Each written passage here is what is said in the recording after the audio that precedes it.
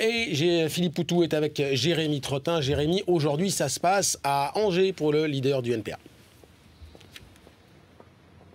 En effet, nous sommes à Angers avec Philippe Poutou, le leader du NPA. Et bonjour Philippe Poutou. Bonjour. Donc pour vous, c'est un peu un marathon cette campagne. Vous étiez hier soir en meeting à Nantes, vous êtes aujourd'hui à Angers, vous serez ce soir au Mans. C'est un rythme qui est très soutenu, hein. Ouais, c'est un mélange de marathon, de squash et de boxe française, on va dire, quoi. Il y a un peu de tout et ouais, c'est intense. Et aujourd'hui, quel est votre programme ici ? Mais là, il y a plusieurs choses. Bon, conférence de presse, il y a rencontre avec des salariés des ex-Thompson, de Technicolor. Ensuite, il y a plein de rencontres avec des journalistes. Et puis ce soir, il y a surtout un meeting au Mans. Et est-ce que vous pouvez un petit peu expliquer à nos téléspectateurs comment vous vous déplacez ? Est-ce qu'il y a un gros staff avec vous ? Nous expliquer un petit peu les coulisses de cette campagne. À vélo, non, en voiture, en train.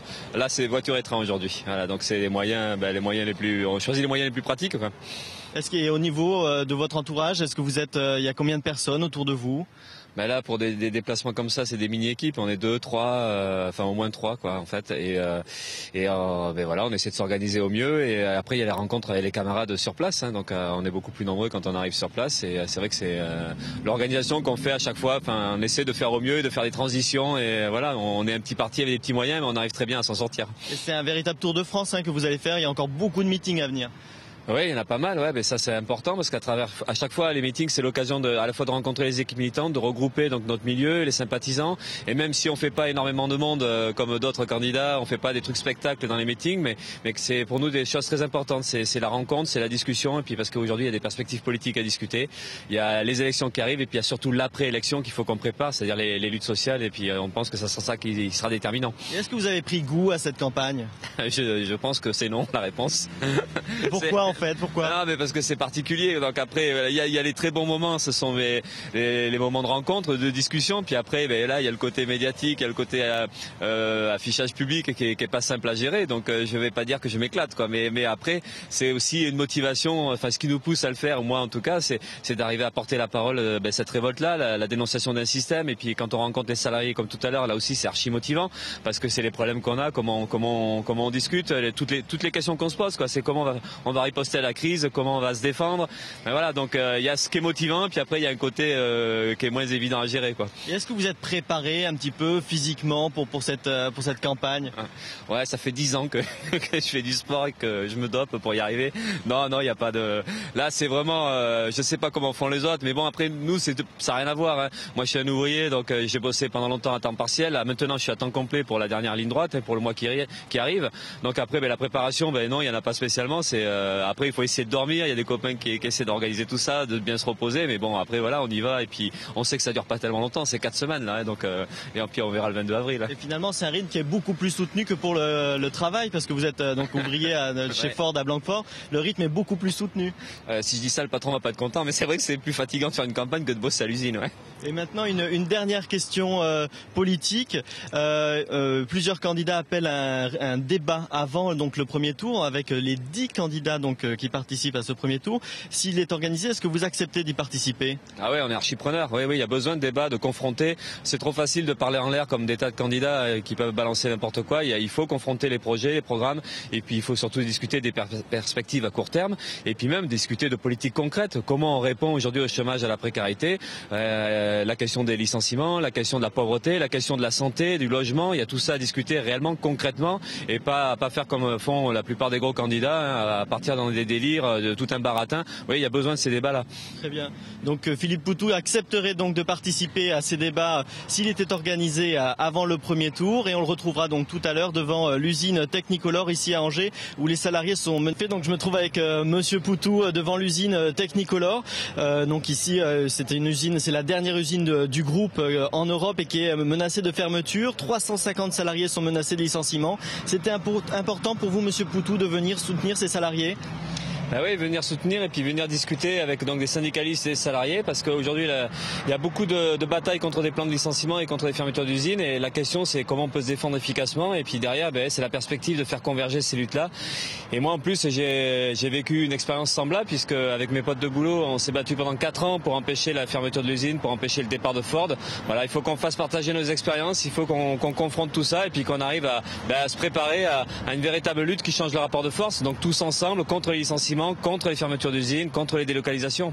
Parce que finalement vous êtes le seul ouvrier de cette campagne, candidat aujourd'hui, et comme vous le dites, vous avez mené un dur combat contre le groupe Ford à Blanquefort. Est-ce que vous pouvez nous dire un petit peu qu'est-ce que vous allez leur dire à ces salariés de Technicolor, votre expérience, qu'est-ce que vous allez leur dire précisément? Justement, je peux parler avec une expérience, donc une bataille contre une multinationale. Donc au départ, on nous promettait la défaite face à une multinationale comme Ford.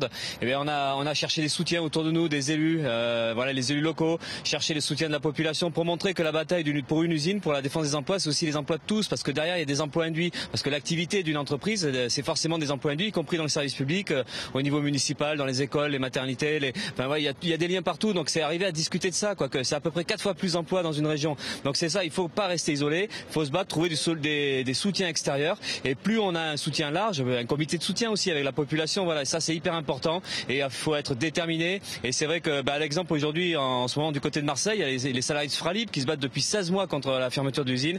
Pareil, c'est ça qu'ils construisent. Et il faut absolument qu'on arrive à créer le lien. Et donc ouais, c'est hyper important que l'expérience des uns puisse être partagée par les autres. Dans cette campagne, on a vu beaucoup de candidats venir dans les usines, notamment Nicolas Sarkozy et François Hollande. Quand vous voyez ces images, ça vous fait quoi? C'est un gros pipeau, quoi. Alors on peut sourire parce que quand on voit surtout Sarkozy qui se présente comme le candidat du peuple, donc là ça fait grosse blague, mais derrière, voilà, ça fait partie aussi de toute leur propagande, de faire croire que juste que pendant les élections, ils sont du côté du peuple ou du côté de ceux qui souffrent. Il faut dénoncer ça, puis après, justement, il faut compter sur nous-mêmes. Il y en a ras-le-bol de ces politiciens là qui font ceux qui tiens, il y a des gens qui, voilà, nous il faut qu'on se défende, il faut qu'on apprenne justement à reconstruire des résistances, à reconstruire des réseaux de solidarité entre les salariés du public, du privé. Il faut que tous ensemble on se batte, y compris les chômeurs, ceux qui ont perdu leur boulot. Voilà, il y a un objectif qui est clair, c'est préparer la riposte unitaire, c'est faire en sorte qu'on se batte tous pour changer notre vie, quoi, faire en sorte que ce soit fini les licenciements et la précarité. Vous proposez notamment actuellement une marche avec Lutte ouvrière et le Front de gauche contre les licenciements. Où est-ce que vous en êtes de cette initiative? On a envoyé un courrier proposant ça, quoi, d'arriver à organiser ensemble une marche nationale, ouais, contre les fermetures d'usines, contre les licenciements. On attend la réponse et on espère qu'on va pouvoir aussi faire tomber des barrières entre nous, parce qu'on discute beaucoup de politique unitaire, mais ce qui nous apparaît fondamental, c'est cette politique unitaire dans la rue. Et à la fois avec le mouvement syndical, le mouvement associatif, il faut aussi à la gauche de la gauche qu'on fasse tomber ces barrières-là, qu'on discute ensemble, qu'on prépare une chose qui est complètement urgente, il faut stopper la politique libérale. Et ça passera par des luttes, ça passera par la révolte. Il faut qu'on s'organise et à un moment donné, pour que les capitalistes payent leur crise, ça voudra dire ça voudra dire une mobilisation générale de la population. Quand vous avez eu vos signatures, quand vous êtes allé au Conseil constitutionnel, vous avez dit que vous étiez fier de défendre les valeurs ouvrières dans cette campagne. C'est vraiment ça l'enjeu pour vous? Oui, c'est sûr que c'était la fierté d'avoir réussi ça, d'arriver dans la campagne officielle, de pouvoir dire ces choses-là, de s'appuyer sur la colère des gens, sur la révolte, parler des luttes qu'il y a un peu partout. Et c'est vrai que moi en tant qu'ouvrier, c'est aussi la fierté de pouvoir essayer de porter cette parole-là. Et je sais que je suis pas le seul on n'a pas la prétention de dire voilà on est les seuls, mais au moins de jouer un rôle là-dedans et de rappeler la dignité populaire, de raconter aussi que quand on se bat, c'est la fraternité, c'est des choses qui se reconstruisent, la solidarité, et on a besoin de ça et on a besoin d'espérer, et c'est un peu aussi tout le message qu'on veut faire passer, quoi. J'imagine qu'ils sont fiers, non, vos collègues de Blanquefort? Oui, beaucoup, en tout cas ils l'ont dit, et j'espère que ça continue à être le cas, parce que là je les vois un peu moins, je suis plus trop à l'usine, mais ouais, c'est cette fierté-là collective, la fierté d'un camp social, et puis de pouvoir dire merde, de pouvoir dire qu'il y en a ras-le-bol, il faut relever la tête, c'est notre dignité à nous, et il faut que ça change. Donc oui, on veut dégommer tous ces discours, tout ce baratin de propagande qui veut nous faire baisser la tête. Voilà, il y a une revanche à prendre, et un jour, on espère très rapidement se poser le problème d'actualité, comment on répond au coup. Et vous ont promis de voter pour vous? Beaucoup, oui. Si on fait un sondage rien qu'à l'usine, il y a des chances que je sois au deuxième tour. Très bien. Donc merci beaucoup Monsieur Poutou. On retrouvera donc Philippe Poutou tout à l'heure au Mans, où il tiendra meeting en début de soirée. Exactement.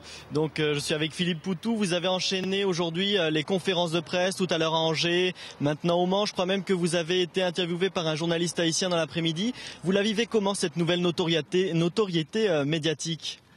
Je sais pas, c'est du boulot, voilà, c'est intense et il faut enchaîner, mais après, on s'y fait aussi un petit peu. C'est pas l'exercice que vous préférez, c'est ça, dans cette camp? Non, certainement pas. Non, c'est un peu spécial. Je pense que ça restera spécial. Et je crois qu'on s'y fera pas, que je m'y ferai pas. Après, à côté, heureusement qu'il y a les liens, on va dire normaux entre guillemets, avec les camarades, avec les équipes militantes, les sympathisants, et heureusement qu'il y a les meetings, les après-meetings. Voilà, ça c'est ce qui est important, quoi. Il y a de plus en plus d'affiches dans les rues de France. On voit de plus en plus votre portrait. Des photos de Philippe Poutou un peu partout. Est-ce que ça y est, on vous reconnaît dans la rue? Parce qu'il y a quelques semaines, vous étiez encore quasi inconnu, Ah, ça fait un petit moment qu'on me reconnaît, mais c'est vrai que là on me reconnaît de plus en plus. D'ailleurs c'est chouette finalement, ça m'inquiétait un peu au départ, mais là ce qui est chouette c'est que c'est beaucoup de chaleur humaine, c'est du soutien, voilà, c'est que des trucs sympas et ça fait du bien. Vous en rêviez vous de cette campagne présidentielle? C'était un rêve chez vous? Non, mais même aujourd'hui ça reste pas un rêve. La preuve c'est vrai qu'heureusement je dors bien la nuit, mais quand je me réveille je me dis toujours ah merde je suis candidat, donc ça reste quand même un truc difficile. Vous, votre parcours il est plutôt celui d'un militant, je crois que vous étiez militant dès le lycée. Oui, j'ai connu des camarades au lycée, puis depuis je milite toujours quoi, et maintenant là où je travaille, dans le syndicat et dans la politique. Et ouais, c'est un militantisme quotidien, discret, et puis ouais, c'est une bataille de tous les jours avec les copains. Ouais, c'est ça qui est important, c'est ce côté collectif. Et là, avec les élections, on sort un peu du collectif, et donc j'essaie toujours de rattraper le truc et de recoller au collectif, parce que être trop devant, c'est pas forcément agréable. Je crois qu'en 1981, dans toute votre famille votait à gauche, mais il y en avait certains qui étaient pour Mitterrand, et vous étiez déjà pour Arlette Laguillet, c'est ça? Mais tout jeune en 80, je me rappelle, j'avais 14 ans, donc mes parents étaient heureux quand Mitterrand a gagné. Ben moi aussi, du coup, j'étais heureux, et j'ai été très PS, très Mitterrand pendant longtemps. Et puis c'est au moment où il y a eu l'assassinat de Machereau, l'indépendantiste kanak, et là ça m'a fait parce que j'étais à fond pour l'indépendance de Nouvelle-Calédonie et des Kanaks. Et là j'ai viré de bord et je me suis dit ben Mitterrand finalement c'est pas un gars sympa. Et du coup avec les parents ça a été le début de grosses disputes. Ouais. Il y a des chances que vous viriez de bord dans l'autre sens maintenant ou pas? Ah non, ça sera très compliqué. Là. Je crois que je vais rester, j'espère, jusqu'au bout du côté de la révolte des opprimés et donc contre le PS qui est libéral, complètement libéral. Très bien, merci Philippe Poutou. On va vous laisser parce qu'il y a beaucoup de journalistes ici qui attendent Philippe Poutou pour... Donc nous retrouvons Philippe Poutou, nous sommes à quelques minutes là de votre meeting du Mans. Est-ce que vous pouvez nous expliquer un petit peu les coulisses, comment vous avez préparé ce meeting? Ben en fait c'est difficile à dire, est-ce que je le prépare ou pas? On a tellement de choses à faire avant, c'est tellement cadencé avec plein de rendez-vous, donc en fait on arrive très rapidement sur un meeting et puis voilà. Bon après c'est un peu le même discours que je sors à chaque fois, c'est essayer d'expliquer le programme, essayer d'expliquer les raisons pour lesquelles on est là et puis tout l'intérêt qu'il y aura de voter NPA, parce qu'il y aura aussi une utilité à voter NPA.